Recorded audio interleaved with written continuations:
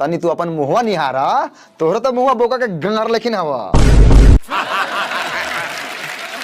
रे छोरा रे, ठोक ठाक बंद कर आ जाके नहा धोवा के तैयार हो, कुटुम्ब आवत तोरा के देखे।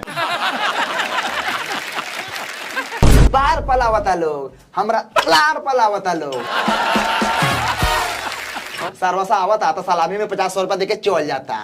आ जाला के बाद कहता कि लड़के पसंद नहीं खे, आ लड़की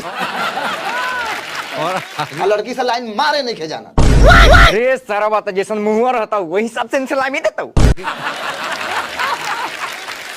ए बाबूजी, तो तोहरे लड़का हई, तो मुहुआ कहाँ से बनिया हो को? रे साला, तो तुम ब्याह नहीं करेगा? नहीं करेगा, काहेला करी? मेहरारू से लाज जूता खाएला, जैसे तू माई से लाज जूता खा लू। औ साला कड़ियाका के कदाहू, साला तोर जाओ, मेहरारू ला हहरता। तुम नहीं करेगा तो तुम इस घर में बार उखाड़ेगा। निकल सरवा हमारा घर में से।